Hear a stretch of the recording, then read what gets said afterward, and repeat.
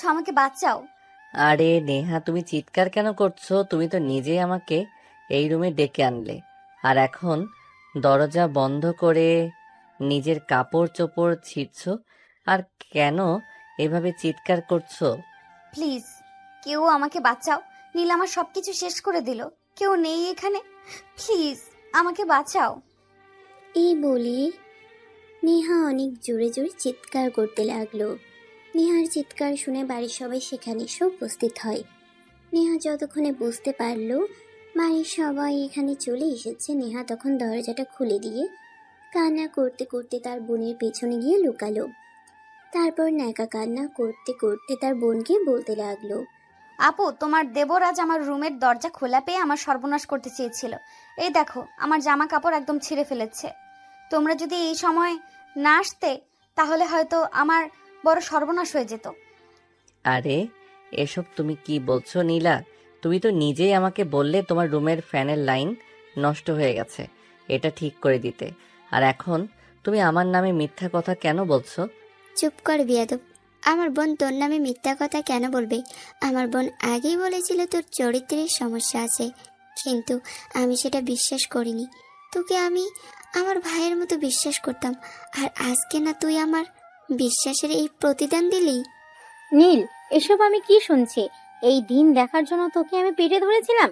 তুই এক্ষুনি আমার চোখের সামনে থেকে দূর হয়ে যা, আমার বাড়ি থেকে বের হয়ে যা। তোর জন্য আমি নিজের মান ইজ্জত নষ্ট করতে চাই না।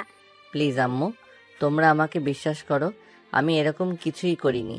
নেহা যা বলছে সম্পূর্ণ মিথ্যা কথা বলছে। সে আমাকে বলেছিল তার রুমের ফ্যান নষ্ট হয়ে গেছে, আমি যেন ওর রুমের ফ্যানটা ঠিক করে দিই। গরমে ওর খুব বেশি কষ্ট হচ্ছে, তাই আমি এখানে এসেছিলাম।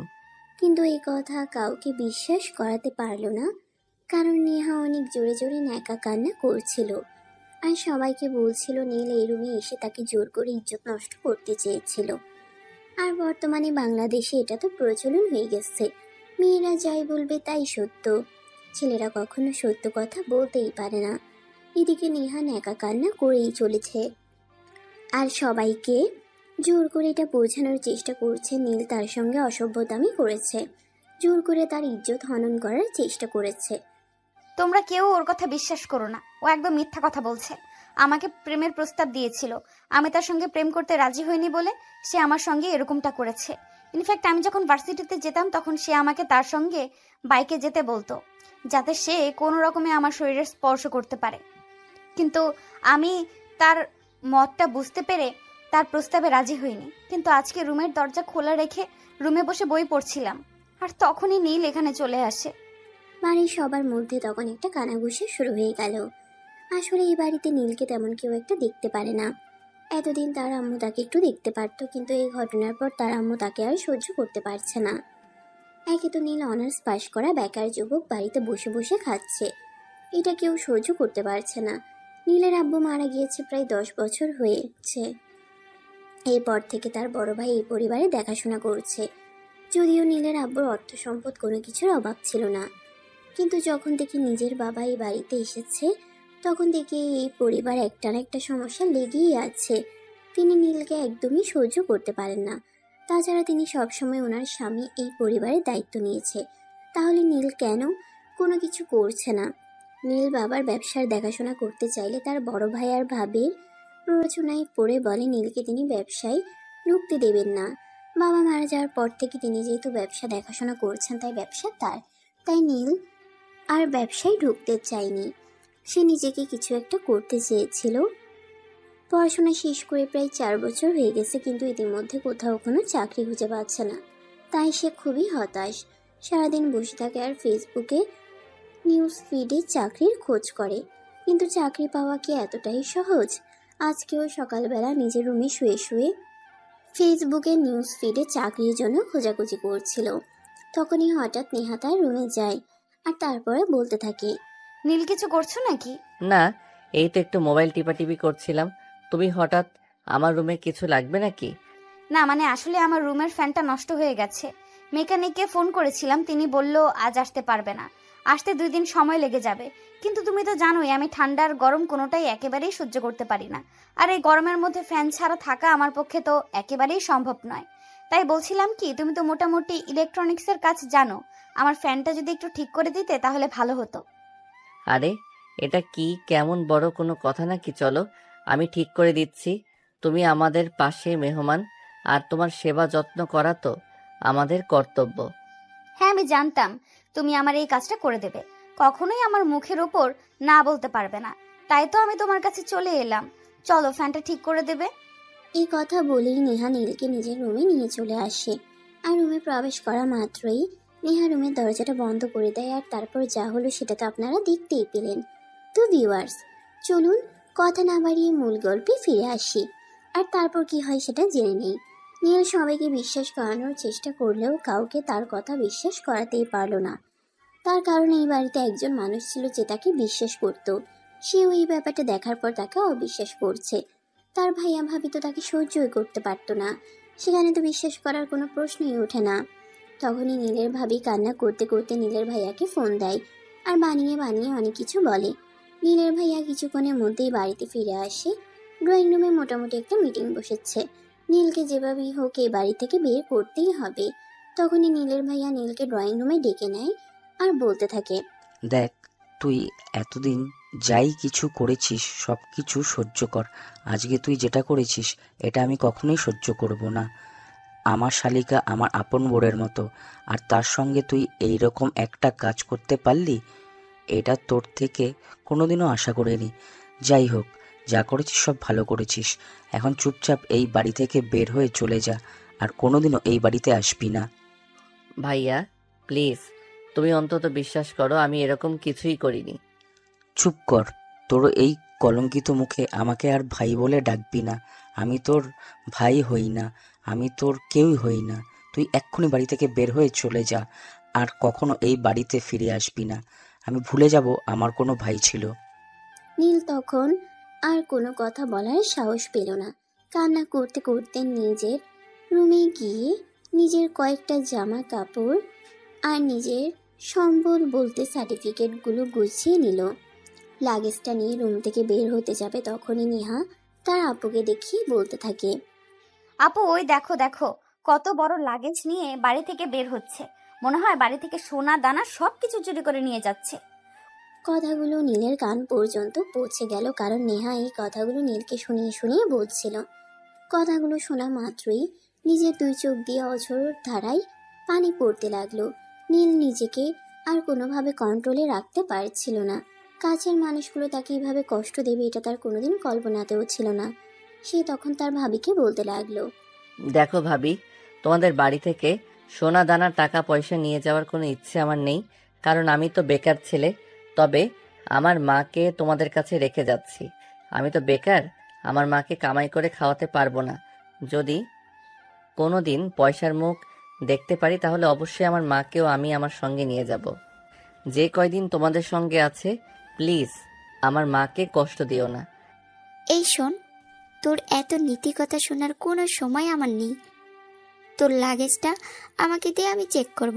আমার মনে হয় তুই এখান থেকে টাকা পয়সা সোনা গয়না চুরি করে নিয়ে যাচ্ছিস, তোকে কোনো বিশ্বাস নেই। এই বলে রিয়া নীলের হাত থেকে লাগেজটা নেয় এবং সেটা চেক করতে থাকে। নীল তখন চুপচাপ দাঁড়িয়ে সবকিছু দেখতে থাকে। তার কিছু করার নেই। নীলা সবকিছু উল্টেপাল্টে দেখলো, কোনো কিছুই পেল না। তখন মুখটা কালো করে সেখান থেকে চলে গেল। নীল তখন আবারও সবকিছু গুছিয়ে নিয়ে বাসা থেকে বের হতে যাবে, তখনই পিছন থেকে তার মা আসে। তারপর তারা হাতে নিজের হাত থেকে সোনার দুইটা বালা খুলে দিয়ে বলে, তুই আমার সন্তান, তোকে আমি বিশ্বাস করি। তুই কোনোদিন খারাপ কাজ করতেই পারিস না, তবুও তোর নিজেকে প্রমাণ করার জন্য এই বাড়ি থেকে চলে যেতেই হবে। এই নে, এগুলো তোর বাবার দেওয়া শেষ স্মৃতিচিহ্ন। যদি পারিস এগুলো দিয়ে নিজের জীবনটাকে বদলে তারপর ফিরে আসিস, আমি তোর অপেক্ষায় থাকবো। ঠিক আছে আম্মু, আমিও একদিন সবাইকে দেখিয়ে দেব আমিও কিছু করতে পারি। তুমি শুধু আমার জন্য দোয়া করো। এই বলে মায়ের পা ছুঁয়ে প্রণাম করে নীল বাসা থেকে বের হয়ে গেল। কিন্তু কোথায় যাবে কোথায় থাকবে তার কোনো ঠিক ঠিকানা নেই। সে তার অনেক বন্ধু বান্ধবকে ফোন করলো, 2টা রাত তাদের বাড়িতে থাকার জন্য অনেক রিকোয়েস্ট করলো, কিন্তু কেউ তাকে থাকতে দিতে রাজি হলো না। তাই সে হতাশ মনে রাস্তার পাশে বসে রইল। দেখতে দেখতে রাত 2টার কাছাকাছি বেজে গেল। তার চোখে ঘুম আসছে না। যে ছেলেটা ছোটবেলা থেকে অনেক আদর যত্নে মানুষ হয়েছে, খাট পালং ছাড়া কখনো ঘুমায়নি, সেই ছেলেটা এখনো রাস্তায় ঘুমাবে কি করে?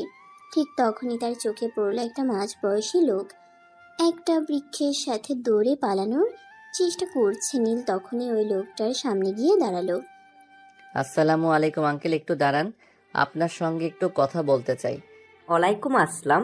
বাবা, আমার দাঁড়ানোর সময় নেই, পেছনে গুন্ডারা তাড়া করেছে। আমার লেগেছে 20 কোটি টাকা আছে, ওরা আমাকে ধরে ফেলে আমার টাকাগুলো ছিনতাই করে নিয়ে যাবে।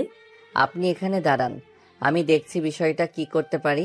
আপনি প্লিজ চিন্তা করবেন না, আপনি এখানে দাঁড়ান। এই বলে নীল লোকটাকে একটু শান্ত করার চেষ্টা করে। ততক্ষণে গুন্ডাগুলো তাদের কাছাকাছি চলে এসেছে। লোকটা নিজেকে আর কোনোভাবেই স্থির রাখতে পারছে না। এতগুলো টাকা এখনই যদি হাতছাড়া হয়ে যায় তাহলে সে কি করবে? একদমই পথে বসে যাওয়ার মতো অবস্থা হবে। লোকটা একদম কান্না করে দিবে এমন একটা অবস্থা। তখনই নীল ছেলেগুলোকে উদ্দেশ্য করে বলতে থাকে, ওই কিরে, এই বাবার বয়সী লোকটার থেকে টাকা ছিনতাই করতে তোদের লজ্জা করছে না? এই চুপচাপ এখান থেকে সরে যা, আমাদের পথে বাধা হয়ে দাঁড়াস না, তাহলে কিন্তু তোকে তোর নিজের জীবনটা দিয়ে দিতে হবে। দেখ, জীবনটা 2 দিনের দিয়ে দিতে হলে দিয়ে দিব, তাতে আমার কোনো সমস্যা নেই, কিন্তু তোরা যেটা করছিস এটা কিন্তু বড্ড অন্যায়। এটা আমি আমার চোখের সামনে কখনোই হতে দেব না। দেখ, তোকে শেষবারের মতো বলছি, আমাদের পথ থেকে সরে দাঁড়া, তা না হলে কিন্তু এর পরিণাম খুব খারাপ হবে। তাই বুঝি, আমাকে মেরে ফেলবি? মেরে ফেল, এমনিতেও আমার বেঁচে থেকে কোনো লাভ নেই, মরে গিয়েও যদি একটু শান্তি পাই। এই বলে নীল তখনই পাশে থাকা একটা বাঁশের খুঁটি নিয়ে ছেলেগুলোর সঙ্গে মারপিট করতে শুরু করে। নীল একাই এই 4টা ছেলেকে একদম দফারফা করে দেয়। নীলের মার খেয়ে ছেলেগুলো কোনো রকম নিজের জীবন নিয়ে ছুটে পালায়। তখনই বয়স্ক লোকটা নীলের কাছে আসে। তিনি নীলের কাছে এসে দেখে নীলে একটা হাতের কিছুটা অংশ কেটে গেছে। ছেলেগুলোর হাতে ছুরি ছিল, সেই ছুরির আঘাতে এভাবে কেটে গেছে। তখন লোকটা পকেট থেকে একটু রুমাল বের করে নীলের হাতটা বেঁধে দিল আর তারপর নীলকে বলতে লাগলো, বাবা, কে তুমি? আমার এত বড় উপকার করলে। আজকে যদি তোমার কিছু একটা হয়ে যেত তাহলে আমি নিজেকে কোনোদিনও ক্ষমা করতে পারতাম না।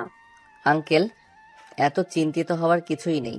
এই পৃথিবীতে আমার মা ছাড়া আমার আপন বলতে কেউ নেই। নিজের থাকার মতো জায়গাটুকু ছিল, সেটুকু হারিয়ে ফেলেছি। এখন আমার বাঁচা মরা নিয়ে আমি এত চিন্তা করি না। আরে বাবা, এভাবে বললে হয় নাকি? তুমি আজ আমার অনেক বড় উপকার করেছো। বলো, তুমি প্রতিদানে কি চাও?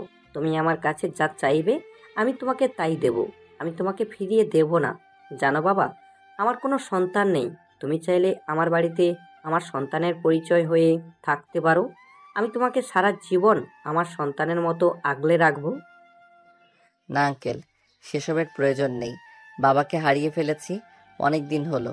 আজ একটা চাকরি নেই বলে ভাই ভাবেই মৃত্যু অপবাদ দিয়ে বাড়ি থেকে বের করে দিল। আমার যাওয়ার মতো কোনো জায়গা নেই। পড়াশোনা শেষ করেছি 4 বছর হলো, এখন একটা চাকরি পাইনি। যদি একটা চাকরি পেতাম তাহলেই আমার হয়ে যেত। তাহলে বাবা, আর কোনো কথা নেই, তুমি আমার সঙ্গে চলো। কাল থেকেই তুমি আমার কোম্পানিতে চাকরি করবে। কথাটা শুনে নীলের খুশিতে মনটা নিচে উঠল। ছোট্ট একটা উপকার করিয়ে সে চাকরি পেতে চলেছে, এটা তো অনেক খুশির খবর। এর চাইতে খুশির খবর আর কিছুই হতে পারে না। নীল তখন আমজাদ সাহেবকে জড়িয়ে ধরে বলতে লাগলো সে কি সত্যি চাকরি পাবে। আমজাদ সাহেব তখন তাকে আশ্বস্ত করে বললেন তিনি সত্যি নীলকে একটা চাকরি দেবেন, তবে যে সেই চাকরি নয়, ওনার অফিসের সেকেন্ড এমডি হিসেবে নীলকে তিনি জয়েন করাবেন। কিন্তু নীল সেটা মেনে নিতে রাজি নয়, কারণ জানা নেই চেনা নেই এমন মানুষের সমস্ত কিছু নিজের বাড়িতে নিয়ে নেওয়াটা এটা খুব একটা ভালো নয়। তাই নীল বলে সে সেকেন্ড এমডি হিসেবে কখনোই জয়েন হবে না, সর্বোচ্চ ম্যানেজার হিসেবে জয়েন করতে পারে। আমি তো সাহেব তখন নীলকে সেই পোস্টের জন্য সিলেক্ট করবেন। এ কথা বলেই তিনি নীলকে নিয়ে বাসে চলে আসেন। দরজায় দাঁড়িয়ে কলিং বেল চাপ দিতেই মধ্যবয়স্ক একজন মহিলা এসে সেই দরজা খুলে দেয়। আমজাদ সাহেব তখন মহিলাকে উদ্দেশ্য করে বলে, দেখো, তোমার তো কোনো ছেলে সন্তান নেই, আজ তোমার জন্য একটা ছেলে নিয়ে এলাম, দেখো পছন্দ হয় কিনা। ইয়ার কি মারার আর জায়গা পেলে না, এত রাত হলো কেন বাড়িতে আসতে? জানো তোমার জন্য আমার কত টেনশন হচ্ছিল। তোমার নাম্বারে ফোন দিয়েছিলাম কিন্তু ফোন সুইচ অফ বলছিল। কোথায় ছিলে এতক্ষণ? আমি তোমার সঙ্গে ইয়ার্কি কেন করব? একদম সত্য কথা বলছি। তোমার জন্য একটা নতুন ছেলে নিয়ে এসেছি। এখন আগে ভিতরে যেতে দাও, তারপর তোমাকে সব কিছু খুলে বলছি। আগে বিশ্রাম তো নিতে দাও। এই কথা বলে আমজাদ সাহেব নীলকে নিয়ে বাসার ভিতরে ঢুকে পড়লেন। বিশাল বড় একটা বাড়ি। এই সারা বাড়িতে দুজন মাত্র মানুষ থাকে, আমজাদ সাহেব আর ওনার স্ত্রী। আমজাদ সাহেব সারাদিন অফিস করেন, ওনার স্ত্রী সারাদিন বাড়িতে একাই থাকেন। এই বয়সে বিশ্রাম নেওয়ার বদলে সংসারের সমস্ত কাজ তিনি নিজ হাতে করেন। একটা মেয়ে ছিল, মেয়েকে বিয়ে দিয়েছে। মেয়ে কানাডা প্রবাসী, স্বামী সন্তানই ওখানেই থাকে। আর এদিকে আমজাদ সাহেব সারাদিন অফিস করে সন্ধ্যার পর বাসায় ফিরে এসে স্ত্রীকে সময় দেন। নীল বাসায় প্রবেশ করা মাত্রই বাসাটা চারদিকটা একটু ভালো করে ঘুরে দেখল। ততক্ষণে আমজাদ সাহেবের স্ত্রী আমজাদ সাহেব আর নিজের জন্য খাবার গরম করে নিয়ে এসেছে। আমজাদ সাহেবের নীলকে নিজের পাশের চেয়ারে বসিয়ে খাবার খেতে বললেন। নীল তখন কোনো কথা না বলে আমজাদ সাহেবের পাশে বসে গেল এবং পেটে প্রচণ্ড ক্ষুধা থাকায় খাবার খেয়ে নিল। আমজাদ সাহেবের স্ত্রী খুব ভালো রান্না করতে পারেন। নীল অনেক তৃপ্তি সহকারে খাবারটা খেলো। নীল খাবারটা এমনভাবে খাচ্ছিল দেখে মনে হচ্ছে কয়েকদিন ধরে খাবার খায় না। নীলকে এভাবে খাবার খেতে দেখে আমজাদ সাহেব বললেন, বাবা আস্তে আস্তে খাও, খাবার গলায় আটকে যাবে তো। ওনার কথা নীল অনেকটা লজ্জা পেয়ে গেল। আসলে নীলের পেটে প্রচণ্ড ক্ষুধা ছিল, কি খাবে না খাবে তার কোনো নিশ্চয়তা ছিল না, তাই সে খুব তাড়াহুড়ো করে খাচ্ছিল। আমজাদ সাহেবের কথায় নীল বাস্তবে ফিরে এসে ধীরে সুস্থে খাবার খেতে লাগলো। খাবার খাওয়া শেষ হলে আমজাদ সাহেব নীলকে নিয়ে ড্রয়িং রুমে এসে বসলেন। ততক্ষণে আমজাদ সাহেবের স্ত্রীও সব কিছু গুছিয়ে রেখে ড্রয়িং রুমে এসে বসেন। আর তারপর তিনি আমজাদ সাহেবকে বলেন কি হয়েছে সেটা খুলে বলার জন্য। আমজাদ সাহেব তখন ওনার স্ত্রীকে সব কিছু খুলে বলেন। সব কিছু শুনে ওনার গায়ে একদম কাঁটা দিয়ে ওঠার মতো অবস্থা। এসব তুমি কি বলছো? আমি তো বিশ্বাসই করতে পারছি না। এই শহরে থাকি এতদিন হয়ে গেল, কিন্তু এর মধ্যে কোনো দিনও এরকম কিছু হলো না। আর আজ তোমার সঙ্গে এত বড় একটা দুর্ঘটনা ঘটতে চলেছিল। একদমই তাই। আর এই ছেলেটা যদি সময় মতো এসে আমাকে না বাঁচাতো, তাহলে না জানি আজ কি হয়ে যেত। টাকাগুলো যেত, তাতে আমার কোনো আপত্তি নেই, কিন্তু ওরা আমাকে প্রাণে মেরে ফেলার জন্য এসেছিল। সেই জন্যই বলে আল্লাহ যা করে ভালোর জন্যই করে। বাবা তোমাকে অসংখ্য ধন্যবাদ। তোমার জন্য আজ আমার স্বামী জীবন্ত বাড়িতে ফিরে আসতে পেরেছে। তোমাকে যে কি বলে কৃতজ্ঞতা জানাবো সেটা বুঝতেই পারছি না। আন্টি, কৃতজ্ঞতা জানানোর কিছুই নেই। আজ যদি ওনার জায়গায় আমার নিজের বাবা থাকতো তাহলে হয়তো আমি এটাই করতাম। আমি আমার দায়িত্ব থেকে এইটুকু করেছি, এখানে কৃতজ্ঞতা প্রকাশের কোনো প্রয়োজন নেই। এই কথা শুনে আমজাদ সাহেব ওনার স্ত্রীকে উদ্দেশ্য করে বলতে থাকেন, হ্যাঁ নীল একদম ঠিক কথাই বলেছে, কারণ তিনি নীলকে নিজের ছেলে পরিচয় দিতে চান। আর ছেলে যদি বাবাকে বিপদে পড়তে দেখতো তাহলে তো যেভাবেই হোক উদ্ধার করতো। নীলই সেই কাজটাই করেছে, তাহলে কৃতজ্ঞতা জানানোর কি আছে? ছেলেকে কখনোই কৃতজ্ঞতা প্রকাশ করতে হয় না। তারপর তিনি স্ত্রীকে রুমে চলে যেতে বলেন। আর তারপর নীলকে নিয়ে ওনার রুমের পাশেই একটা রুমে চলে যান। আর তারপর নীলকে ওখানেই শুয়ে যেতে বলেন। নীল রুমে প্রবেশ করে রুমটা ভালো করে দেখে নিল। বেশ পরিপাটি সাজানো গোছানো। বাইরের রুমগুলো তো দেখতে যেমন সাজানো গোছানো ছিল, ঠিক তেমনই ভিতরের রুমগুলোও সাজানো গোছানো। খুব রুচিশীল মানুষ বলা যায়। আসলে বড় লোকদের সব বড় লোকের ব্যাপার স্যাপার। একটা সময় নীলের বাড়িও ঠিক এরকমই ছিল। তার বাবা যখন বেঁচে ছিল, তার বাবা খুব শৌখিন মানুষ ছিল।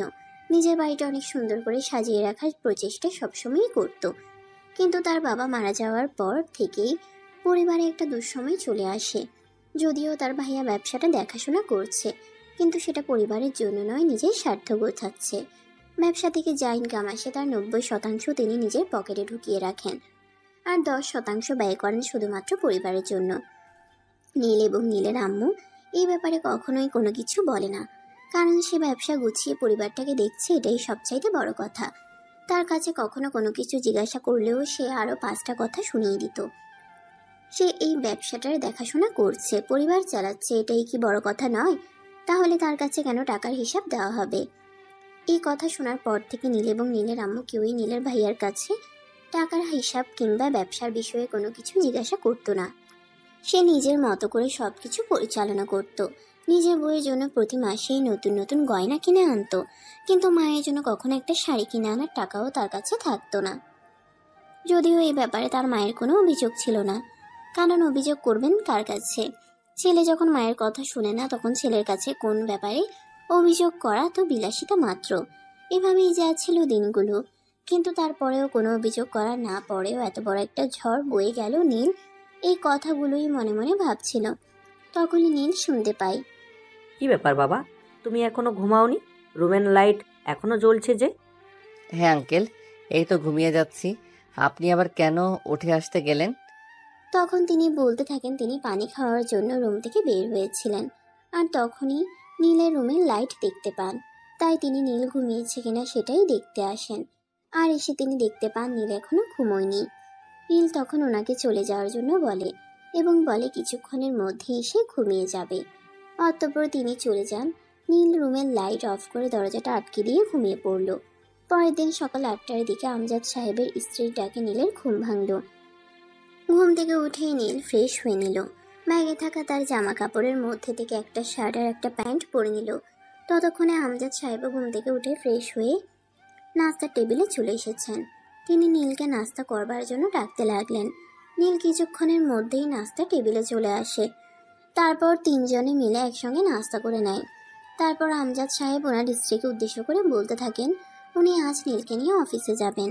এই কথা শুনে আমজাদ সাহেবের স্ত্রীও অনেকটাই খুশি হন আর নীলকে বলেন, বাবা, তোমার জন্য অনেক দোয়া আর আশীর্বাদ রইল। আমাদের কোনো ছেলে সন্তান নেই। যদি মেয়েটা জন্ম হওয়ার পর অনেক চেষ্টা করেছিলাম, কিন্তু ডাক্তার বলেছিল আমি যদি দ্বিতীয়বার মা হওয়ার চেষ্টা করি তাহলে আমার মরে যাওয়ার আশটা অনেক বেশি। তাই তোমার আঙ্কেল আর কোনো রিস্ক নিতে চায়নি, কিন্তু আল্লাহ চাইলেও তো সবই সম্ভব। তিনি চেয়েছেন বলেই তো আজ তুমি আমার ঘরে এসেছো। আমি চাই আজ থেকে তুমি আমাকে মা আর আমার স্বামীকে বাবা বলে ডাকো। কিন্তু কোনো কিন্তু নয় বাবা, তুমি আমাদেরকে বাবা মা বলে ডাকলে আমাদের আত্মা শান্তি পাবে। ঠিক আছে, আপনারা খুশি হলে আমি তাই করব। এই বলে নীল তাদের দুজনকে সালাম করে নিল। আর তারপর আমজাদ সাহেব নীলকে নিয়ে বাসা থেকে বেরিয়ে পড়লেন। গ্যারেজ থেকে গাড়ি নিয়ে ড্রাইভার নিয়ে রওনা দিতে যাবে, তখনই নীল আমজাদ সাহেবকে বলতে থাকে ড্রাইভার যাওয়ার কোনো প্রয়োজন নেই, সে নিজেই ড্রাইভ করতে জানে। তাই আমজাদ সাহেব ড্রাইভারকে গাড়ি থেকে নেমে যেতে বলে আর নীল গাড়ি ড্রাইভ করে অফিসে এসে পৌঁছায়। অফিসে এসে পৌঁছানো মাত্রই সবাই যেন ভূত দেখার মতো অবাক হয়ে আমজাদ সাহেব আর নিজের দিকে তাকিয়ে আছে, কিন্তু কেউ কোনো কিছু জিজ্ঞাসা করতে পারছে না। আমজাদ সাহেব নীলকে নিয়ে সোজা নিজের কেবিনে চলে আসলেন। তিনি নিজের চেয়ারে গিয়ে বসলেন আর নীল ওনার সামনে চেয়ারে বসতে বললেন। নীল চেয়ারে বসা মাত্রই আমজাদ সাহেব কাকে যেন একটা ফোন করলেন আর নিজের কেবিনে আসতে বললেন। কিছুক্ষণের মধ্যেই আমজাদ সাহেবের কেবিনে একটা মেয়ে প্রবেশ করে। আসসালামু আলাইকুম। গুড মর্নিং স্যার, আপনি আমায় ডেকেছেন? ওয়ালাইকুম আসসালাম। হ্যাঁ, তোমাকে একটা জরুরি প্রয়োজনে আমি এখানে ডেকে পাঠিয়েছি। ওই যে আমার সামনে দেখতে পাচ্ছ ছেলেটা, ও আজ থেকে আমাদের কোম্পানির ম্যানেজার হিসেবে জয়েন করবে এবং ওকে সব কাজ বুঝিয়ে দেওয়ার দায়িত্ব তোমাকে দিলাম। আশা করি তুমি তোমার দায়িত্ব ভালোভাবে পালন করবে। হ্যাঁ স্যার, অবশ্যই। আপনি কোনো চিন্তা করবেন না, আমি সব কিছু খুব ভালোভাবেই ওনাকে বুঝিয়ে দিব। নীল, তুমি ওর সাথে যাও এবং কোনো সমস্যা হলে অবশ্যই আমাকে জানাবে, আমি সমাধান করে দেওয়ার চেষ্টা করব। ওকে বাবা, ঠিক আছে। এই বলে নীল মেয়েটার সঙ্গে উঠে যেতে লাগলো। মেয়েটা তাকে নিয়ে আমজাদ সাহেবের পাশের কেবিনেই আসলেন। তারপর চেয়ারটা দেখে বসতে বললেন। মেয়েটা তখনই নীলকে প্রশ্ন করে, যদি কিছু মনে না করেন আপনাকে একটা প্রশ্ন করতে পারি? হ্যাঁ অবশ্যই, কেন নয়। আপনি যে স্যারকে বাবা বললেন, আমরা তো জানি স্যারের কোনো ছেলে সন্তান নেই। এই ব্যাপার আসলে আমি ওনার নিজের ছেলে নই। গতকাল একটা অ্যাক্সিডেন্ট হয়েছিল, তারপরে উনি আমাকে নিজের পুত্র হিসেবে নিজের বাড়িতে নিয়ে এসেছেন। ও, বুঝতে পেরেছি। চলুন আমার সঙ্গে, আমি আপনাকে পুরো অফিসটা একবার ঘুরিয়ে দেখাই, তারপর না হয় আপনার কাজ বুঝিয়ে দিব। এই বলে তিশা নীলকে নিয়ে কেবিন থেকে বের হলো আর পুরো অফিসটা ঘুরিয়ে দেখলো। অফিসের সবার সঙ্গে পরিচয় করিয়ে দিল আর তারপরে নীলকে নিয়ে আবারও তার কেবিনে চলে আসলো আর নীলের সমস্ত কাজ বুঝিয়ে দিল। এরপর নীলের দিনগুলো ভালোই চলতে লাগলো, কিন্তু দুর্যোগ চলে আসলো তার ভাইয়ার জীবনে। নীল যেদিন চলে গেল সেদিনে হঠাৎ করেই রাত 12টা বাজে ফোন আসলো তাদের কোম্পানিতে আগুন লেগেছে। কথাটা শুনে বাড়ির সবার মাথায় যেন আকাশ ভেঙে পড়লো। কেউ এই কথাটা বিশ্বাসই করতে পারছে না। যেখানে আগুনের কোনো ছিটেফোঁটা নেই সেখানে আগুন লাগতে পারে কি করে? সবার মাথায় যেন আকাশ ভেঙে পড়লো। কেউ ভাবতে পারছে না হঠাৎ করে এরকমটা হতে পারে কি করে। নীলের ভাই মাঝরাতেই গাড়ি নিয়ে বাসা থেকে বের হন আর দৌড়ে ফ্যাক্টরির সামনে চলে যান। ফ্যাক্টরির সামনে দাঁড়িয়ে থাকে। তিনি দেখতে থাকেন ধাউ ধাউ করে আগুন জ্বলছে, দাউ দাউ করে সবকিছু শেষ হয়ে যাচ্ছে। তিনি আর কিছুই ভাবতে পারছিলেন না।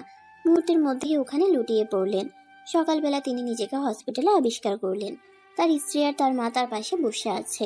তার মা অনবরত কান্না করেই চলেছে, কিন্তু স্ত্রীর মুখে কোনো চিন্তার ছাপটুকু পর্যন্ত নেই। জ্ঞান ফিরতেই সেটা শুভর স্ত্রী লক্ষ্য করে আর শুভকে বলে, তোমার শরীর এখন কেমন আছে? ফ্যাক্টরি পুড়ে যাচ্ছে তো যাচ্ছে, তোমাকে ওখানে কেন যেতে হবে? এইগুলো তুমি কি বলছো?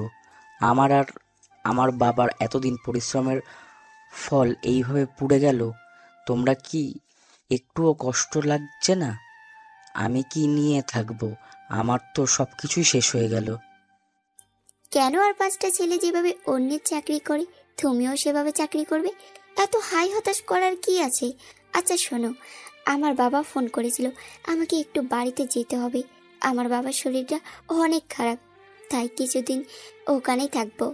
এই বলে রিয়া সেখান থেকে কারোর কোনো উত্তরের অপেক্ষা না করেই হসপিটাল থেকে বের হয়ে চলে গেল। এদিকে শুভ নিজের স্ত্রী চলে যাওয়া দেখছিল, কোনো কিছুই বলতে পারছিল না। এই অবস্থায় তার স্ত্রী কি করে পারলো তাকে ফেলে রেখে চলে যেতে, এটাই মনে মনে ভাবছিল। তখনই তার মা তার পাশে এসে বসে তার মাথায় হাত রেখে বলতে থাকে, বাবা তুই কোনো চিন্তা করিস না, নিশ্চয়ই আল্লাহ কিছু একটা ব্যবস্থা করে দেবে। আগে তুই সুস্থ হ। না, আমাদের তো সব কিছুই শেষ হয়ে গেল, এখন আমরা কি করব? যা হয় দেখা যাবে, এত চিন্তার কিছু নেই। তুই আগে সুস্থ হ, তুই বেঁচে থাকলে সব কিছুই ফিরে আসবে। এত টেনশন করিস না, আল্লাহ আমাদের জন্য নিশ্চয়ই ভালো কিছু করবে। এই কথা বলে তিনি ছেলের মা তার পাশে বসে ছেলের মাথায় হাত বুলিয়ে দিতে থাকেন। এদিকে শুভ চিন্তায় শেষ হয়ে যাচ্ছে। কোটি কোটি টাকার বিজনেস, সবকিছুই শেষ হয়ে গেল। এখন সে কিভাবে কি করবে? আর এদিকে তার স্ত্রী তাকে এমন অবস্থায় ফেলে রেখে চলে গেল। অপরদিকে নেহা ভার্সিটিতে পড়াশোনা করে। ভার্সিটি বন্ধ ছিল, তাই কিছুদিনের জন্য বোনের বাড়িতে বেড়াতে গেছিল। আর সেখানে গিয়ে এই অঘটন ঘটালো। ভার্সিটি খোলা হয়ে যাওয়ায় নেহা নিজের বাড়িতে ফিরে আসে আর ভার্সিটিতে যাওয়া আসা শুরু করে। সেদিন সকালবেলা ভার্সিটিতে যাচ্ছিল, তখনই হঠাৎ পিছন থেকে সিনিয়র ক্লাসের একটা ছেলে তাকে ডেকে পাঠায়। নেহা ছেলেটার কথার কোনো পাত্তা না দিয়ে সেখান থেকে চলে যাচ্ছিল। তখনই ছেলেটা নেহার সামনে এসে দাঁড়ায়। এই মেয়ে, তোর এত দেমাগ কিসের? তোকে আমি সেই কখন থেকে ডাকছি, তুই আমার কথার পাত্তা না দিয়ে এখান থেকে চলে যাচ্ছিস? নিজেকে কি ঐশ্বরিয়া রায় মনে করিস নাকি? ঐশ্বরিয়া রায়ের কাছে আমি কি কোনো দিক থেকে কম নাকি? দেখ, আমাকে একদম দেমাগ দেখাবি না। দেমাগ দেখানো আমি একদম পছন্দ করি না। শোন, তোকে যেটা বলার জন্য ডেকেছি, আজ আমার সঙ্গে পার্টিতে যাবি, নাইট ক্লাবে। কথাটা শুনেই নেহা কপাল কুঁচকে ছেলেটার দিকে তাকালো। সিনিয়র ক্লাসের একটা ছেলে, যেখানে নম্র ভদ্র আচরণ করার কথা জুনিয়রদের সাথে, সেখানে কিনা জুনিয়র ক্লাসের একটা মেয়েকে নিজের সঙ্গে নাইট ক্লাবে যাওয়ার প্রস্তুতি দিচ্ছে। এই কথা শুনে নেহার আগে খটখট করতে থাকে। ছেলেটাকে কোনো উত্তর না দিয়ে সেখান থেকে সোজা প্রিন্সিপালের কেবিনে চলে গেল আর তারপর ছেলেটার নামে প্রিন্সিপালের কাছে বিচার দিল। কিন্তু নেহা ঘুণা করেও জানতো না প্রিন্সিপালের কাছে এই ছেলেটার নামে বিচার দেওয়ায় তার জীবনে কাল হয়ে দাঁড়াবে। নেহা প্রিন্সিপালের কেবিনে ছেলেটার নামে বিচার দিয়ে আসা মাত্রই প্রিন্সিপাল স্যার ওই ছেলেটাকে ডেকে পাঠায় আর ওই ছেলেটা জানতে পারে নেহা তার নামে বিচার দিয়েছে। ছেলেটা ভার্সিটির সিনিয়র, 4 বছর ধরে সেকেন্ড ইয়ারে পড়াশোনা করছে, এখনো পরীক্ষায় পাশ করতে পারে না। বড়লোক বাবার বিগড়ে যাওয়া ছেলে, আধিপত্য দেখানোই যেন তার একমাত্র নেশা। পড়াশোনা করা সেরকম কোনো ব্যাপার না, আধিপত্য দেখাতেই ভার্সিটিতে আসে। প্রতিদিন ভার্সিটিতে কেউ নতুন নতুন মেয়ে নিয়ে নাইট ক্লাবে যাওয়া, তাদের নিয়ে মজ মাস্তি করা, সারা রাত আমোদ ফুর্তি করে সকালবেলা মেয়েটাকে রেপ করা, এটাই তার নিত্যদিনের কাজ। তার এই অপমান সহ্য করতে না পেরে কোনো কোনো মেয়ে তো আত্মহত্যা করে, আর কোনো কোনো মেয়ে এগুলোকে মেনে নিয়ে জীবনটাকে এনজয় করে।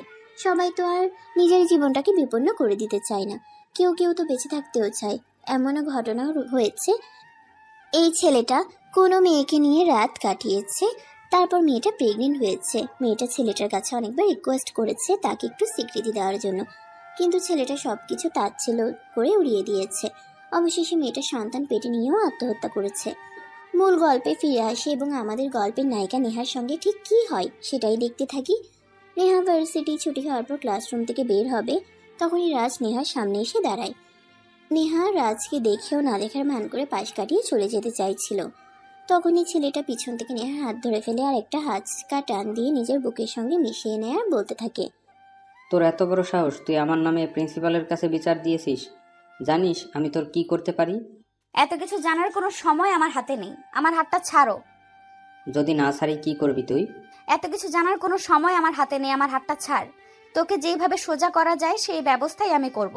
প্রয়োজন হলে তোর নামে মামলা করব, জেলের ভাত খাইয়ে ছাড়বো। তুই কি আমাকে আর 5টা মেয়ের মতো মনে করেছিস নাকি? আমি এতই সস্তা? ওমা, তাই নাকি? তুই কি হীরের টুকরোর মতো দামি নাকি? এই কথা বলে রাজ আর তার বন্ধুরা সবাই মিলে হাসাহাসি করতে লাগলো। নেহা এই বিষয়টা একদমই সহ্য করতে পারলো না, মুখটাকে ভেঙে দিয়ে সেখান থেকে চলে গেল। এদিকে রাজ এটা একদমই সহ্য করতে পারলো না, তাকে ইগনোর করা, তাকে অবহেলা করা এত বড় দুঃসাহস। এই অবস্থা দেখে রাজের বন্ধুরা তাকে উস্কানি দিতে থাকে, আর বন্ধুদের উস্কানি শুনে রাজ মনে মনে ঠিক করে নেহাকে আজকেই শায়েস্তা করবে। রাজ তার বন্ধুদেরকে নিয়ে নেহার বাসায় খোঁজ লাগায় এবং কিছুক্ষণের মধ্যেই নেহার বাড়ির ঠিকানা খুঁজে নেয়। রাত 12টা বাজে, নেহা নিজের রুমে ঘুমাচ্ছে। তখনই হঠাৎ কেউ একজন নেহার রুমের ব্যালকনিতে বারান্দায় চলে আসে। নেহা সেটা টের পেয়ে বিছানা থেকে উঠে বসে আর বলতে থাকে, কে ওখানে? ততক্ষণে রাজ রুমের ভিতরে চলে এসেছে।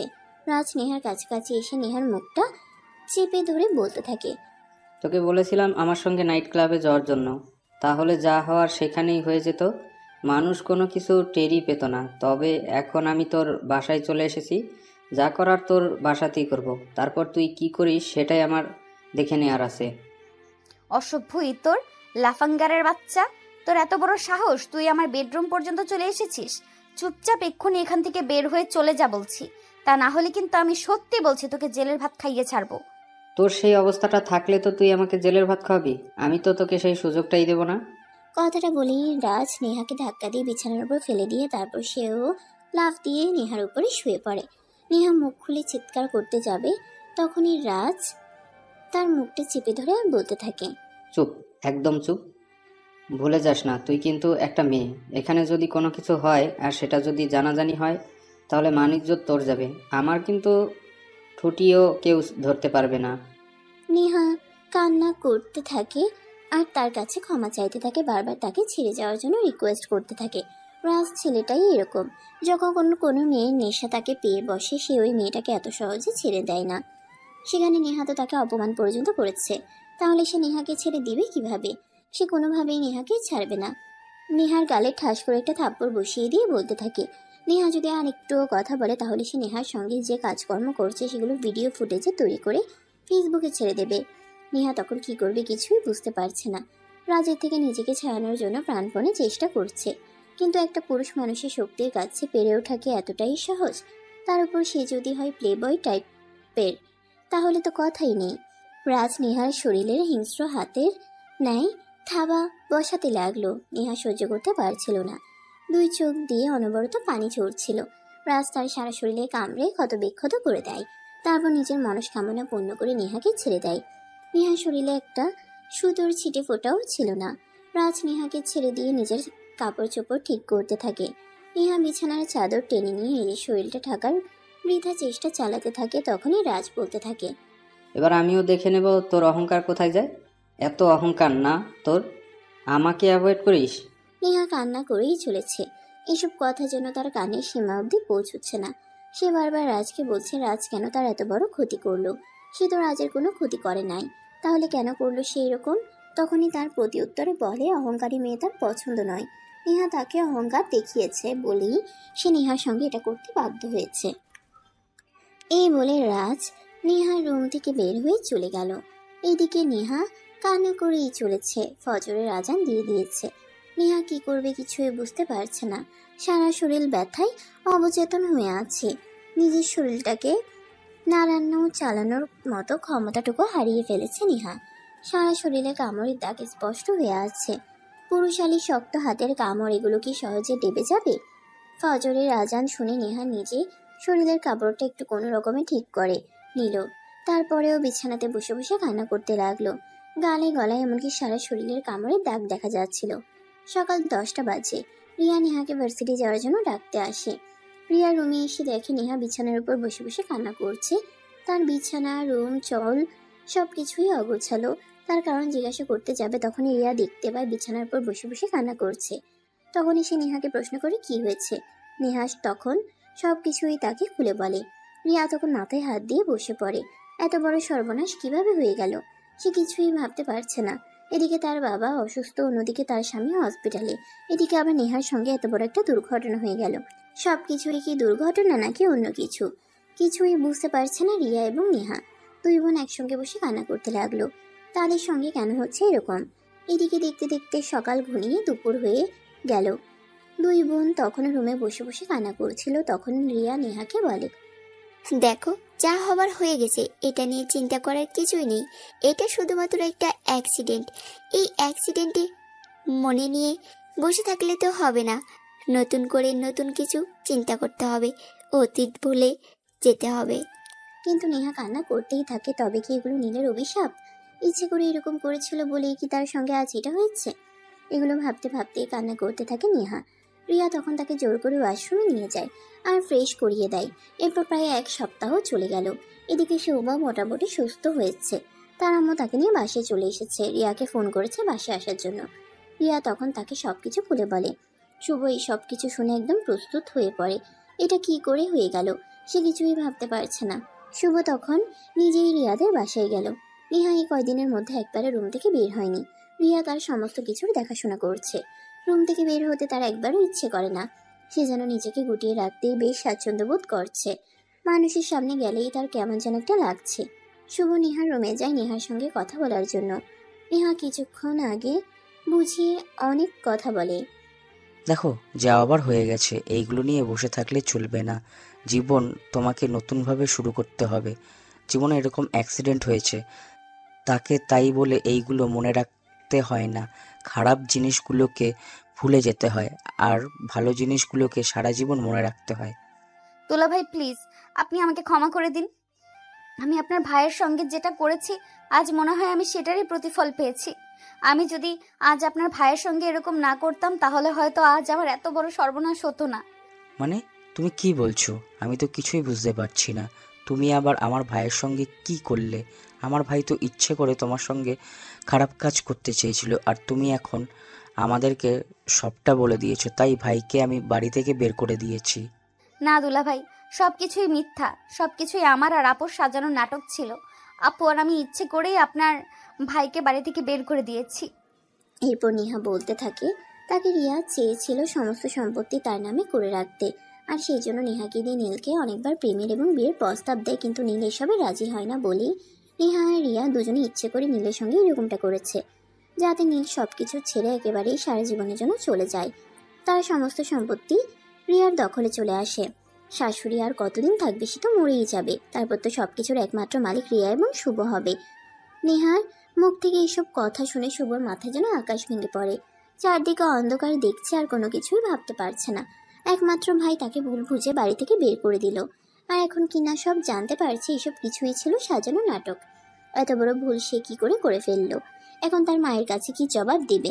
মৃত বাবার কাছে বা কি জবাব দিবে? আর কোনো কিছুই ভাবতে পারছে না। তখনই রিয়া সেখানে আসে। রিয়া শুভর পায়ে ধরে ক্ষমা চায় আর ভুল করেছে এরকমটা স্বীকার করে। শুভ একদম স্তব্ধ হয়ে গেছে, কথা বলার ভাষাই যেন হারিয়ে ফেলেছে। তাকে কি বলবে সে কিছুই বুঝতে পারছে না। তার মাথা একদম কাজ করছে না। একে তো ভাইকে ভুল বুঝে বাড়ি থেকে বের করে দিল, তার উপর আবার ফ্যাক্টরিতে আগুন লেগে পড়ে গেল, তার উপর আবার নেহাকে ধর্ষণ হতে হলো। সে কোনটা সামাল দেবে সে কিছুই বুঝতে পারছে না।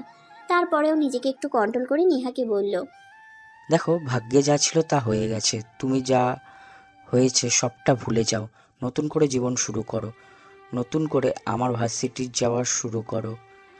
আর আমি দেখিনি আমি দেখিনি নীলের কোনো খোঁজ পাই কি না। যা কিছু হারানোর সব কিছুই তো হারিয়ে ফেলেছে। এখন যদি নীলকে এসব কিছু না বলি, তার কাছে ক্ষমা না চাই, তাহলে হয়তো পরকালেও আমি ক্ষমা পাবো না। আল্লাহ হয়তো আমাকে কোনোদিনও ক্ষমা করবে না, কারণ আল্লাহ রক্তের সম্পর্ক ছিন্ন ভিন্নর কখনো জান্নাতে প্রবেশ করতে দিবে না। তাই আমি আর ভাইয়ের সঙ্গে সম্পর্কটা আবার ফিরিয়ে আনতে চাই। হ্যাঁ, তুমি একদম ঠিক কথাই বলেছ। কাল থেকেই আমরা নীলকে খুঁজতে বের হব। নীল নিশ্চয়ই এই শহর ছেড়ে দূরে কোথাও চলে যায়নি, কারণ তার কাছে তো টাকা পয়সা কোনো কিছুই ছিল না। সে হয়তো আশেপাশেই আছে, আমরা খুঁজেই তাকে পেয়ে যাবে। এভাবেই চলতে থাকে রাজদিন একটা বেশ কিছু এত বেশি ইউনিভার্সিটির ভেতরে প্রবেশ করতে যাবে, তখনই রাজের সঙ্গে তার দেখা হয়ে যায়। রাজকে দেখে নেহা মাথা নিচু করে অপর পাশ দিয়ে চলে যেতে চাইছিল। তখনই রাজ মুচকি হেসে নেহার সামনে এসে দাঁড়ায় আর বলে, কিরে, সেদিন কেমন মজা পেলি বললি না তো? নেহা মাথা নিচু করে কোনো উত্তর না দিয়ে চলে যায়। এই বিষয়টা লক্ষ্য করে নেহার বন্ধুরা নেহার ক্লাসে প্রবেশ করা মাত্রই জানতে চায় রাজ তাকে কি বলেছিল। নেহা তখন বিষয়টাকে সম্পূর্ণ এড়িয়ে গেল। সে কি বলবে? রাজ তাকে তার রুমে গিয়ে ধর্ষণ করেছে। এই কথাটা বলাটা কি এতটাই সহজ? না, একদমই সহজ নয়। তাই তো নেহা এই কথাটা এড়িয়ে গেল আর বান্ধবীদের নিয়ে অন্য প্রসঙ্গ নিয়ে কথা বলতে লাগলো। অপরদিকে শুভ আর রিয়া দুজনেই পরের দিন সকালবেলা বের হয় নীলকে খোঁজার জন্য। সারা শহর তো নতুন করে খুঁজে বেড়ালো, কিন্তু কোথাও নীলকে খুঁজে পেল না। ব্যর্থ হয়ে তারা বাড়িতে ফিরে আসলো। শুভ তার মায়ের কাছে যায় এ ব্যাপারে কথা বলার জন্য। তার মা নিজের রুমে বসে বসে নীলের কথা মনে করে কান্না করছিলেন। ছেলেটা কোথায় আছে, কে খাচ্ছে, কোথায় থাকছে, কোনো কিছুই তার জানেনি। যে ছেলেটা এত বড় হওয়ার পরও কোনো আত্মীয়ের বাড়িতে গিয়ে একদিনও থাকতো না, কোনো বন্ধু বান্ধবের সঙ্গেও কোথাও ঘুরতে যেত না, সেই ছেলেটা আজ কতদিন হয়ে গেল বাড়িতে নেই, কোনো খোঁজ খবর পর্যন্ত নেই। মায়ের মনটা ছটফট ছটফট করছে। তিনি নিজেকে আর কোনোভাবেই শান্ত রাখতে পারছেন না, তাই তো কান্না করে। শুভ তখন তার মায়ের পাশে এসে বসে মায়ের মাথায় হাত রেখে বলে, আম্মু, ভাইকে তো কোথাও খুঁজে পেলাম না। সারা শহর তো নতুন করে খুঁজলাম, কিন্তু তার ছিটে ফোঁটাও খুঁজে পেলাম না। নীলের আম্মু তখন একরাশ কষ্ট নিয়ে বলে, যে মানুষটাকে এত বড় একটা অপবাদ দিয়ে বাড়ি থেকে বের করে দিয়েছে, সেই মানুষটাকে এখন আর খোঁজার কি দরকার? সে থাকুক না তার মতো করে। তাকে এখন আর খুঁজে এনে এই বাড়িতে আবারও অপমান করার কোনো প্রয়োজন নেই। শুভ তখন আর কোনো কথা বলতে পারে না। আসলে সে কী বা বলবে? তার শালি আর তার বউ মিলে তার ভাইকে এভাবে অপবাদ দিয়েছে, একেবারে বাড়ি থেকে বের করে দিয়েছে। এখন আর কী বা বলার আছে? আর শুভ তখন মুখ নিচু করে তার মায়ের রুম থেকে বের হয়ে চলে গেল। রিয়া আর শুভ তখন নিজেদের রুমে বসে আছে। রিয়া শুভকে বলছে, শুভ, একটা কাজ করে যাই, আমরা পত্রিকায় বিজ্ঞাপন দেই, তাহলে হয়তো আমরা নীলকে খুব সহজেই ফিরে পেতে পারি। আমি তোমার মতো পাগল নই, আমার মাথায় এসব সম্পূর্ণ ঠিক আছে। আমরা আমাদের ভাইকে বাড়ি থেকে বের করে দিয়েছি, এখন আবার পত্রিকায় বিজ্ঞাপন দেব? কি লিখব বিজ্ঞাপনে? তুমি পাগল হলেও আমি এখনো পাগল হইনি। আমি এখনো সম্পূর্ণ সুস্থ আছি, তাই এসব ফালতু কথা বলা একদম বন্ধ করো।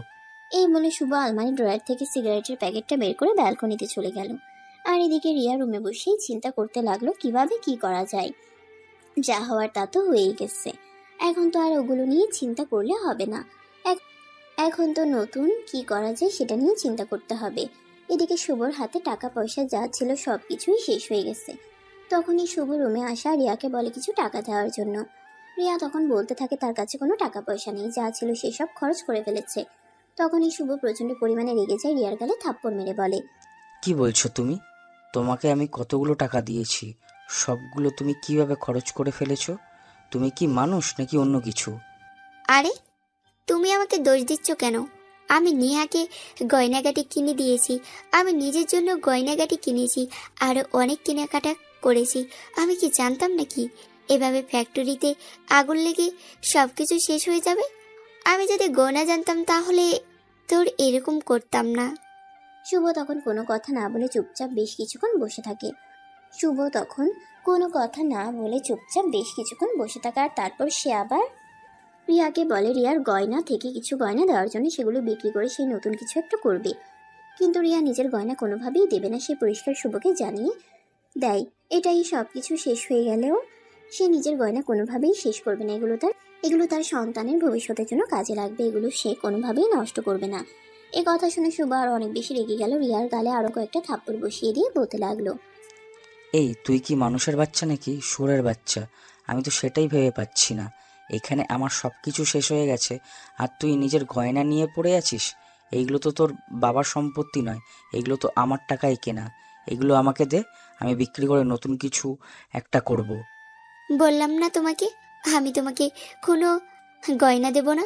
এগুলো আমার সম্পত্তি, আমি এগুলোকে কোনোভাবেই নষ্ট হতে দেব না। শুভ তখন রিয়াকে আর কোনো কথা বলার সুযোগ না দিয়ে আলমারি খুলে তন্ন করে খুঁজতে লাগলো কোথায় রিয়ার গয়না আছে, সেগুলো বিক্রি করে কিছু একটা করবে। কিন্তু সবগুলো আলমারি খুলছেও কোনো গয়না খুঁজে পেল না, না তো কোনো টাকা পয়সা খুঁজে পেল না। শুভ তখন অনেকটাই রেগে গিয়ে সে তখন রিয়াকে বলতে থাকে, রিয়ার গয়না কোথায়? রিয়া তখন বলে তার সমস্ত গয়না তার বাবার বাড়িতে আছে, ফ্যাক্টরিতে আগুন লেগেছে। এই কথা শুনে রিয়া নিজের সমস্ত গয়না বাবার বাড়িতে রেখে এসেছে, কারণ সে খুব ভালো করেই জানে ফ্যাক্টরিতে আগুন লেগেছে সেহেতু শুভর হাতে সমস্ত টাকা পয়সা শেষ হয়ে যাবে এবং শুভ তার কাছে টাকা চাইতে পারে, তাই সে নিজের জিনিস সেভ করে রেখে এসেছে। শুভ তখন কি বলবে কিছুই ভেবে পায় না। স্ত্রীকে মারলে তো আর টাকা পয়সা আসবে না, তাই সে দিনের কাছে গিয়ে বসে এবং রিয়াকে বুঝিয়ে বলতে থাকে তার থেকে কিছু গয়না এনে দেওয়ার জন্য, গয়না বিক্রি করে কিছু একটা করার জন্য। কিন্তু রিয়া তার কথাই অনড়, সে কোনোভাবেই নিজের গয়না দেবে না। শুভ তখন আর কিছুই করতে পারলো না, চুপচাপ ব্যালকনিতে গিয়ে আবারও সিগারেট খেতে লাগলো আর ভাবতে লাগলো কিভাবে কি করা যায়, কিছু তো একটা করতেই হবে। কিন্তু সে ভেবে কোনো কুল কিনারা পেল না।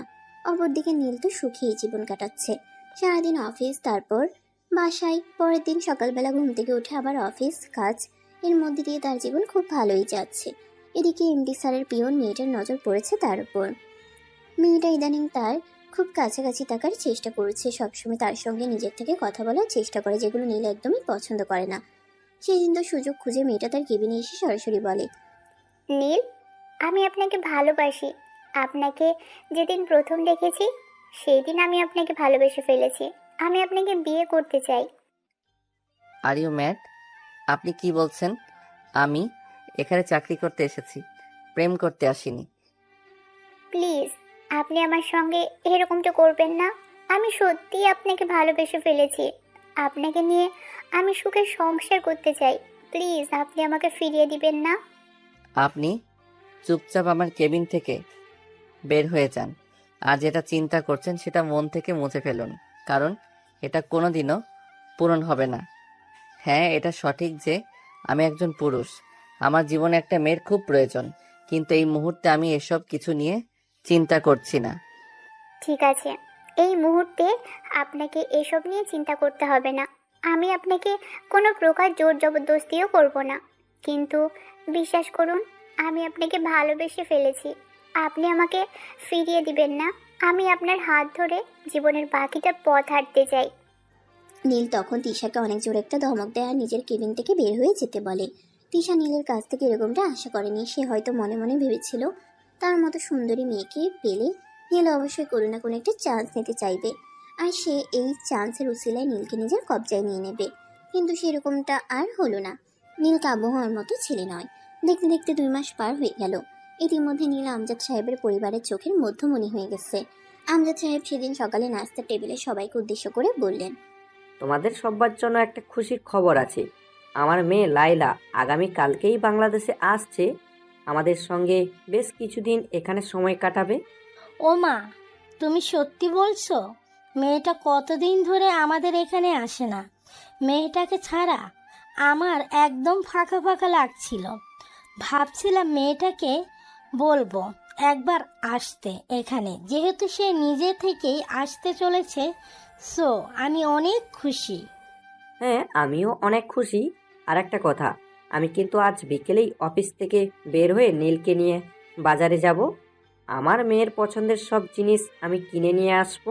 আমার মেয়ে ইলিশ মাছ, গলদা চিংড়ি আর ছোট মাছ অনেক পছন্দ করে, তাই আমি এইগুলো কিনে নিয়ে আসবো। হ্যাঁ, তুমি একদম ঠিক কথাই বলছো। আমার মেয়েটা এই জিনিসগুলো খেতে অনেক পছন্দ করে। আমি আমার মেয়েকে নিজের হাতে রান্না করে খাওয়াবো। দেশের বাহিরে থাকে, বাংলাদেশের খাবার তো খেতে পারে না। এরপর ভদ্র মহিলা আর ভদ্রলোক হলে আরো অনেক কিছু কথা বলল। এবং সেই অনুযায়ী নীলকে লিস্ট করতে বলল। নীলও সানন্দে সবকিছু লিস্ট করলো। তারপর নাস্তা শেষ করে নীল আর আমজাদ সাহেব দুজনেই অফিসে চলে গেল। সারাদিন অফিস শেষে বিকেল 3টার দিকে নিয়ে অফিস থেকে বের হয়ে চলে গেলেন বাজারে। সারা বাজার ঘুরে ঘুরে নীলকে নিয়ে তিনি মেয়ের পছন্দের সবকিছু কিনে নিলেন। তারপর সবকিছু গাড়িতে নিয়ে বাসে চলে আসেন। আমজাদ সাহেব বাসে এসে নিজের স্ত্রীকে সবকিছু গুছিয়ে রাখতে সাহায্য করছে। এটা দেখে নীল অনেকটাই বিমোহিত হলো এবং নিজেও তাদেরকে সাহায্য করতে এগিয়ে গেল। তখনই আমজাদ সাহেবের স্ত্রী নীলকে বাধা দেয় এবং বলে সে এই বাড়ির ছেলে, সে কেন কোনো কাজ করবে। নীলকে কোনো কাজ করতে হবে না, তারা দুজনে সবকিছু গুছিয়ে নিতে পারবে। নীলকে তিনি কোনো কাজই করতে দিলেন না। নীল তখন কোনো কাজ করতে না পেরে মন খারাপ করে ড্রয়িং রুমে গিয়ে সোফায় বসে থাকলো আর দেখতে লাগলো পুরোপুরি কিভাবে এত আনন্দ করে সমস্ত কাজ ভাগ করে করছে। নীল এটা দেখে অনেকটাই খুশি হলো। আজ হয়তো তার বাবা বেঁচে থাকলেও তার বাবাও তার মাকে এভাবেই সাহায্য করত। সে তার মার কাছে শুনেছিল তারা যখন ছোট ছিল তখন তার বাবা তার মাকে অনেক কাজেই সাহায্য করত, কারণ তারা 2 ভাই ছিল এবং তাদের একটা ছোট বোন ছিল। ছোট বোন নীলের সমবয়সী ছিল, যে কিনা 7 বছর বয়সে একটা গাড়ি অ্যাক্সিডেন্টে মারা গেছে। তারা দুজন সমবয়সী থাকায় নীলের আম্মু কোনো কাজ করতে পারতো না। নীলের আব্বু সারাদিন অফিস শেষ করে বাসায় এসে বাসার সমস্ত কাজ করত। এগুলো দেখেই তার বাবা মার কথা খুব মনে পড়তে লাগলো। সে ড্রয়িং রুমে বসে মনের অজান্তেই চোখের পানি ফেলতে লাগলো। আমজাদ সাহেব আর তার স্ত্রীর কাজ ততক্ষণে শেষ হয়ে এসেছে। তারা দুজনেও কাজ করে অনেকটাই ক্লান্ত হয়ে ড্রয়িং রুমে এসে বসে আমজাদ সাহেব তখনই লক্ষ্য করে নীল কান্না করছে। আমজাদ সাহেব তখন আস্তে আস্তে নীলের পাশে এসে বসেন আর নীলের কাঁধে হাত রেখে বলতে থাকেন, বাবা, আমরা কি তোমাকে মনে কোনো কষ্ট দিয়েছি? তুমি কান্না করছো কেন?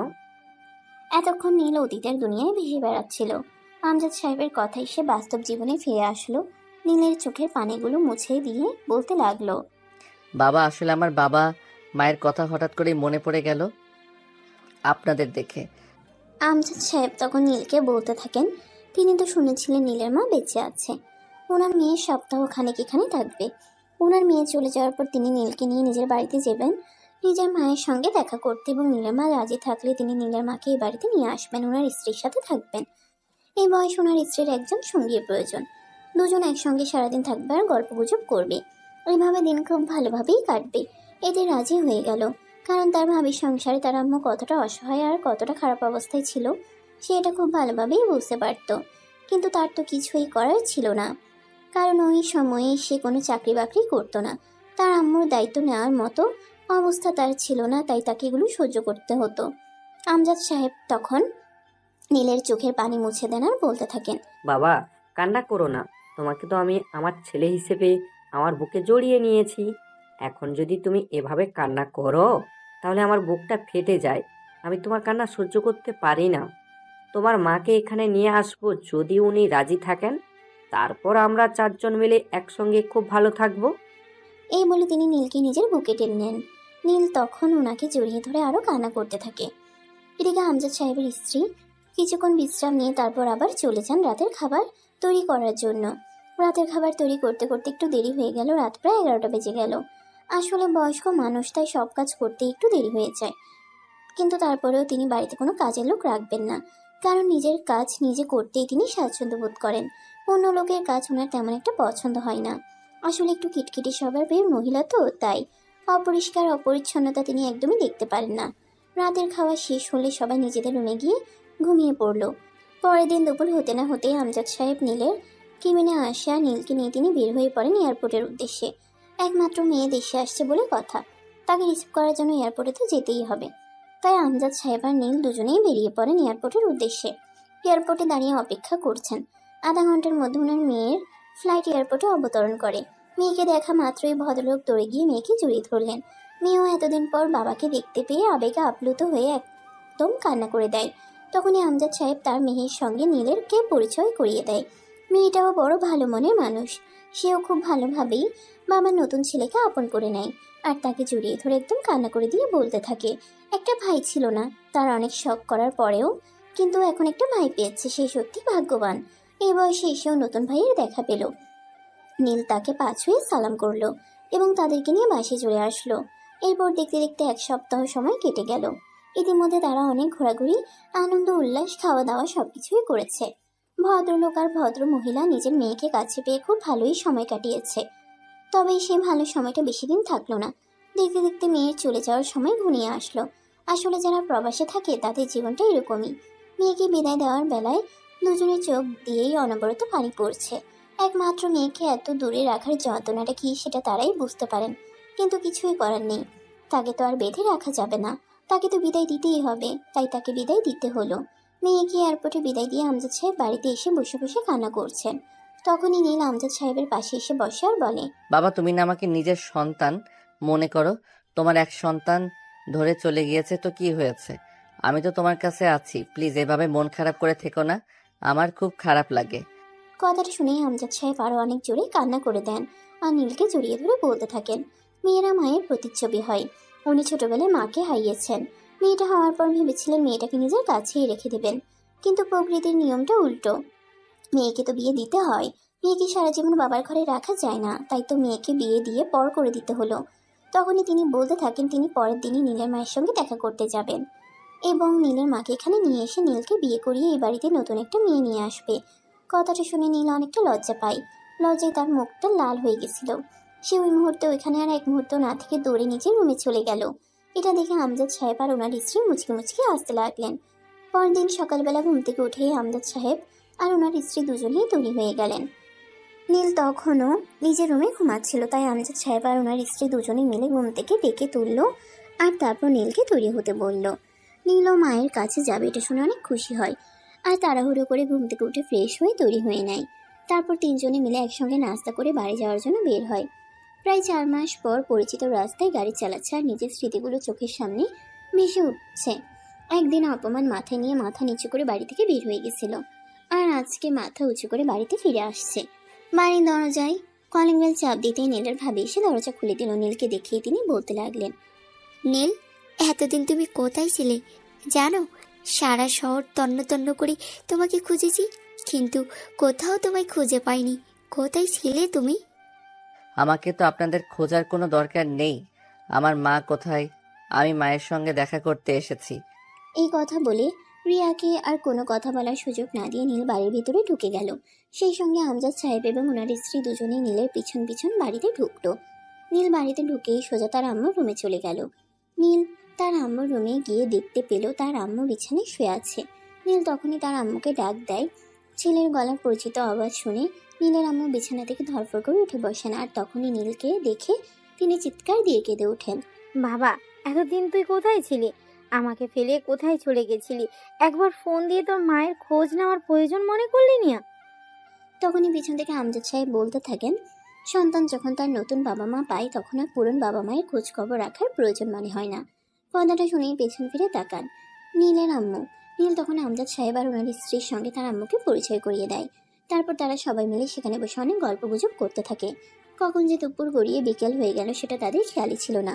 এদিকে নীলের ভাবি নীল বাড়িতে এসেছে এই খবরটা সঙ্গে সঙ্গেই ফোন দিয়ে নেহাকে জানায়। নেহা খবরটা পাওয়া মাত্রই ছুটে চলে আসে নীলের বাড়িতে। নীলের আম্মা এতদিন পর ছেলে বাড়িতে ফিরে এসেছে সেই খুশিতে রান্নাঘরে গিয়ে ছেলের পছন্দে রান্না করেন তিনি। সবাই মিলে খাবার টেবিলে খাবার খেতে বসেছে। তখনই নেহা সেখানে এসে উপস্থিত হয়। নীলকে দেখা মাত্রই সে এসে দূরে জড়িয়ে ধরে নীলকে বলতে থাকে, নীল প্লিজ, তুমি আমাকে ক্ষমা করে দাও। আমি যা করেছি তার জন্য আমি অনুতপ্ত। আরে ছাড়ুন আপনি, এখন আবার নতুন কি নাটক শুরু করেছেন? আমাকে ছেড়ে সরে দাঁড়ান। নীল, প্লিজ তুমি আমাদেরকে ক্ষমা করে দাও। তোমার সঙ্গে যা করেছি তার ফল আমরা পেয়ে গেছি। প্লিজ তুমি এখন আর আমাদের উপর অভিমান করে থেকো না। এখানে কি হচ্ছে কিছুই বুঝতে পারছে না আমজাদ সাহেব। তারপর তিনি নীলকে জিজ্ঞাসা করেন কি হয়েছে। নীল তখন সম্পূর্ণ বিষয়টা আমজাদ সাহেবকে খুলে বলে। সবকিছু শুনে আমজাদ সাহেব বলে, ক্ষমা একটি মহৎ গুণ, ক্ষমাকারীকে আল্লাহ তাআলা পছন্দ করেন। তাই তিনি নীলকে বলে নেহা এবং রিয়া দুজনকেই ক্ষমা করে দিতে। নীল তখন নেহা রিয়াকে বলে সে তাদেরকে ক্ষমা করে দিয়েছে। তখন আমজাদ সাহেব নীলকে বলে, নীল, তুমি তো আমাকে বাবা হিসেবে মেনে নিয়েছো, তাই নয় কি? হ্যাঁ, তা তো অবশ্যই। তাহলে আমি তোমাকে বাবা হিসেবে একটা কথা বলতে চাই, তুমি কি আমার কথাটা রাখবে? অবশ্যই, কেন নয়। আমি চাই তুমি এই মেয়েটাকে বিয়ে করো। কিন্তু বাবা। কোনো কিন্তু নয়। বাবা হিসেবে তোমার কাছে আদেশ মনে করলে আদেশ বলতে পারো, আবার অনুরোধ মনে করলে অনুরোধ বলতে পারো, তবে এটাই আমার শেষ কথা। নীল তখন আর কোনো কথা বলার সাহস পেল না। আমজাদ সাহেবকে বাবা বলে ডেকেছে। আর বাবার আদেশ পালন করা সন্তানের জন্য কর্তব্য। তাই সে নেহাকে বিয়ে করতে রাজি হয়ে গেল। তারপর আমজাদ সাহেব মহা ধুমধামের সঙ্গে নীল আর নেহার বিয়ের আয়োজন করে। নেহাকে বিয়ে পড়িয়ে আমজাদ সাহেব নীলের পরিবার সহ সবাইকে নিয়ে নিজের বাড়িতে চলে যান এবং তিনি নীলকে বলেন, আমার একটা পরিবার প্রয়োজন ছিল, আমি আমার পরিবার পেয়ে গেছি, এখন আর কিছুই চাই না। আজ থেকে আমার সমস্ত ব্যবসার দায়িত্ব আমি তোমার হাতে তুলে দিলাম, আমি কাজ থেকে সম্পূর্ণ অব্যাহত নিলাম। কিন্তু বাবা, আমি একা একা আসবো, সবকিছু সামলাতে পারবো না। তখন আমজাদ সাহেব বলেন যে একা একা কেন সবকিছু সামলাবে, শুভ আছে, রিয়া আছে, নেহা আছে, সে একা না পারলে 4 জন মিলে সবকিছু সামলাবে। কিন্তু তারপরও তিনি আর এই ব্যবসার দেখাশোনা করবেন না। এই বলে তিনি অ্যাডভোকেটকে ফোন করেন এবং সমস্ত কিছু নীলের নামে উইল করে দেন। অ্যাডভোকেট 2 দিন পরেই সবকিছু রেডি করে আমজাদ সাহেবের বাসায় নিয়ে আসেন এবং আমজাদ সাহেব সাইন করে সবকিছুর একমাত্র মালিক বানিয়ে দেন নীলকে। অপরদিকে নীল এখনো নেহাকে মন থেকে ক্ষমা করতে পারেনি, কারণ তার সঙ্গে যা হয়ে গেছে এরপর কাউকে মন থেকে ক্ষমা করে দেওয়া এতটাও সহজ নয়। তাই বিয়ের দিন দিন পার হয়ে গেলেও নীল এখনো নেহার সঙ্গে একটা কথা পর্যন্তও বলেনি। সবার সামনে কথা বললেও রুমে এসে দুজন সম্পূর্ণ বিপরীতমুখী মানুষ হয়ে যায়। নেহা নীলের সঙ্গে কথা বলার অনেক চেষ্টা করলেও নীল সবসময় তাকে এড়িয়ে চলে। নেহা এই বিষয়টা নীলের আম্মুর সঙ্গে খুলে বলে। সবকিছু শুনে নীলের আম্মু নীলকে নিজের রুমে ডেকে নেয় আর বলে, নীল, তোমার কাছ থেকে কিন্তু এটা আমি কখনোই আশা করিনি। আমি কোনো অপরাধ করলাম নাকি? এত বড় একটা কাজ করেও বলছো তুমি কোনো অপরাধ করেছো কিনা? তোমার দুঃসাহস দেখে আমি অবাক না হয়ে পারছি না। তুমি এগুলো কি করে করেছো? আমি তো জানি না আমি সেরকম কিছু করেছি। এখন তুমি যদি বলো আমি কোনো অপরাধ করেছি, তাহলে তো অবশ্যই এটাও বলবে যে আমি কি করেছি। তখন নীলের আম্মু সবটা খুলে বলে। সবকিছু শুনে নীল তার আম্মুর কাছে ক্ষমা চায়, কিন্তু তারপরেও সে তার আম্মুকে বলে, আম্মু, যে মানুষটা আমাকে এভাবে এত বড় একটা অপবাদ দিল, আমার চরিত্রে কালি লাগালো, আমি সেই মানুষটাকে পারছি না ক্ষমা করতে। সে তোমার সঙ্গে যে অন্যায়টা করেছে তার শাস্তি সে নিজেও পেয়েছে, সেটা তুমি নিজের কানে শুনেছো। তারপরও তুমি তাকে আর কত শাস্তি দেবে? সেও তো একটা মানুষ, তারও তো ধৈর্যের সীমা আছে। আমি তোমাকে মা হিসেবে আদেশ করছি, তুমি আজকেই তার অধিকার তাকে ফিরিয়ে দেবে। তা না হলে আমি ভুলে যাব তুমি আমার সন্তান হও। ঠিক আছে আম্মু, তুমি যা বলবে। কিছু বলবে? তোমাকে অনেক সুন্দর লাগছে, তোমার চুলগুলো অনেক সুন্দর। কথাটা শুনে অনেকটাই অবাক হয় নেহা। সে উঠে দাঁড়িয়ে পিছন ফিরে নীলের দিকে তাকিয়ে বলে, হঠাৎ এইভাবে আমার প্রশংসা করার কারণটা কি মশাই, জানতে পারি? নীল তখন 1 পা 2 পা করে নেহার দিকে এগোতে থাকে। নেহা নীলের চোখের দিকে তাকিয়ে আছে আর তার চোখে একটা নেশাময় ভাব আছে। নেহা নীলকে দেখে পিছু হটতে শুরু করে। নীল তখনই খপ করে নেহার হাতটা ধরে ফেলে আর টান দিয়ে নিজের কাছে নিয়ে নেয়, একদম খুব কাছে। নেহার বুক আর নীলের বুক মিশে আছে, দুজন দুজনের নিঃশ্বাসের শব্দ শুনতে পাচ্ছে। নেহা তখন নীলকে বলতে থাকে, এই কি করছো, ছাড়ো, আমার কেমন যেন লাগছে। কেমন লাগছে?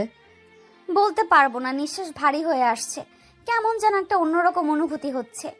নীল তখন নেহাকে টান দিয়ে নিজের আরো কাছে টেনে নেয় আর নেহার নাকে নিজের নাক ঘষতে ঘষতে বলতে থাকে, কেমন লাগছে বলো, আজ আমি তোমার সব কথা শুনবো। এই তুমি কি নেশা করেছো?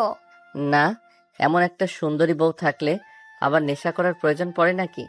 আমি তো তোমার নেশাতে আসক্ত হয়ে আছি। পাগল হয়ে গেছো নাকি? এখনো হয়নি, তবে হতে মনে হয় বেশিক্ষণ সময় লাগবে না। এই বলে নীল নেহার 2 ঠোঁটে নিজের ঠোঁট ডুবিয়ে দিল। প্রায় 5 মিনিট ধরে গভীরভাবে কিস করতে লাগলো। এদিকে নেহার নিঃশ্বাস বন্ধ হয়ে যাওয়ার উপক্রম। সেই নিজেকে ছাড়ানোর জন্য চেষ্টা করছিল, কিন্তু কোনোভাবেই ছাড়াতে পারছিল না। প্রায় 5 মিনিট পর নীল তাকে ছাড়ে, ততক্ষণে হাঁপাচ্ছে। নীল তাকে এমন অবস্থায় দেখে বলতে থাকে, কি হয়েছে, তুমি এভাবে হাঁপাচ্ছ কেন? এই পাগল, কেউ এইভাবে কাউকে কিস করে? আর একটু হলে তো আমি মরে যেতাম। এমন কথা বলবি না, তুমি মরে গেলে আমি কি নিয়ে থাকবো? নীল, একটা কথা বলো, আমি তোমার সঙ্গে যা করেছি তার জন্য তুমি আমাকে ক্ষমা করেছো তো? তুমি যদি আমাকে ক্ষমা না করো তাহলে আমি নিজেও নিজেকে কোনোদিন ক্ষমা করতে পারবো না। তখনই নীল নেহার 2 ঠোঁটের উপর নিজের হাতের আঙ্গুল রেখে বলতে থাকে, চুপ, একদম চুপ, এসব কথার মুখে আনবে না। আমি ভুলে গিয়েছি, তুমিও ভুলে যাও। অতীত মনে রাখতে হয় না, অতীত ভুলে যেতে হয়। চলো আমরা অতীত ভুলে গিয়ে আমাদের জীবনটা নতুন করে সুন্দর করে শুরু করি। তুমি সত্যিই আমাকে ক্ষমা করে দিয়েছো? পাগলি, অনেক আগে ক্ষমা করে দিয়েছি। এখন চলো তোমায় একটু আদর করি। এই কথা বলে নীল নেহাকে কোলে নিয়ে বিছানায় এনে শুয়ে দেয়। নেহার উপর আধশোয়া হয়ে নীল বলতে থাকে, আজ কিন্তু সারা রাত তোমায় আদর করব। আমার কিন্তু কোনো বাধা দিতে পারবে না। নেহা নীলের এমন কথা শুনে অনেকটা লজ্জা পেয়ে নিজের মুখটা লুকানোর বৃথা চেষ্টা করছিল, কিন্তু নীল তাকে সেই সুযোগটা না দিয়ে আবারও তার ঠোঁট দুটো নিজের দখলে নিয়ে গভীরভাবে চুমু খেতে থাকে, যেটা সম্পূর্ণই ভালোবাসায় ভরপুর ছিল। নীল নেহাকে নিজের আরো কাছে টেনে নিয়ে নেহার গলায়, ঘাড়ে, এমনকি সারা শরীরে ভালোবাসার আলিঙ্গন করতে থাকে। নীলের ভালোবাসা বুঝতে পেরে নেহাও তার সঙ্গে রেসপন্স করতে থাকে, আর কিছুক্ষণের মধ্যেই দুজনে ভালোবাসার মহাসমুদ্রে হারিয়ে যায়। সুপ্রিয় ভিউয়ার্স, আমাদের আজকের গল্পটা এই পর্যন্তই ছিল। গল্পটা আপনাদের কাছে কেমন লেগেছে অবশ্যই ছোট্ট একটা কমেন্টে জানাবেন। আর গল্পটা ভালো লাগলে আমাদের ইউটিউব চ্যানেলটি সাবস্ক্রাইব করে পাশেই থাকবেন। সবাই ভালো থাকুন, সুস্থ থাকুন। আবারও দেখা হবে নতুন কোনো এক ভালোবাসার গল্পে। সে পর্যন্ত সবাই অপেক্ষায় থাকুন। আল্লাহ হাফেজ।